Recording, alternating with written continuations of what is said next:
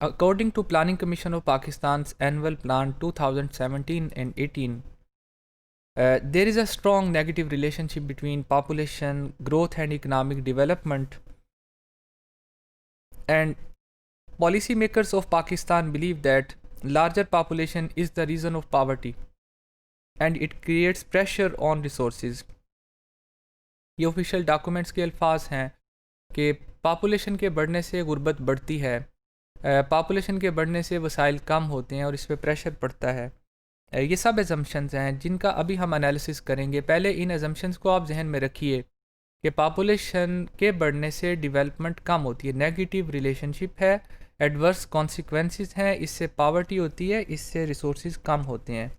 It has adverse consequences of socio economic fabric of a country. इसकी वजह से माशरे में बिगाड़ पैदा होता है। बहुत सी प्रॉब्लम्स की वजूहात में पॉपुलेशन शामिल है, जिसके बढ़ने से बहुत सी माशरे को बहुत से मसाइल का सामना करना पड़ सकता है।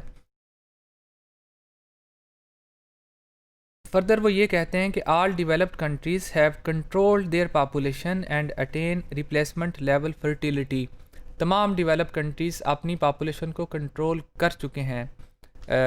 हमारे पॉलिसी मेकर्स को ये पता होना चाहिए, अगर वो उसी वेबसाइट पे जाएं जो कि कुछ देर पहले हमने डिस्कस की है, वर्ल्ड पॉपुलेशन पॉलिसीज़ को, तो वो ये देखेंगे कि दुनिया के डेवलप्ड कंट्रीज़ भी 1976 या उससे पहले से भी अपनी पॉपुलेशन को कंट्रोल करने की कोशिश नहीं कर रहे, और वो उनकी पॉपुलेशन कुछ और फैक्टर्स की बुनियाद पे गिर रही है, कम हो रही है। वो उनके सोशल फैक्टर्स हैं, उनके फैमिली स्ट्रक्चर्स इस तरह के हैं, लोगों की सोच इस तरह की है।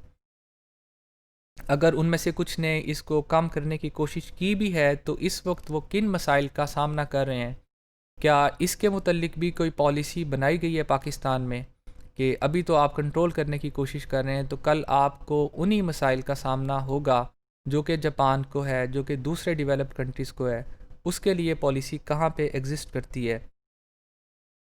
So we also need to follow them, as population stabilization is the key factor for development according to our policy makers। कि population की stabilization से मुराद ये है कि there must be a balance between population and resources। So these are the key assumptions upon which the population policy of Pakistan is formed। We will see that how much these assumptions are valid or how much we can testify them on the basis of actual facts and figures।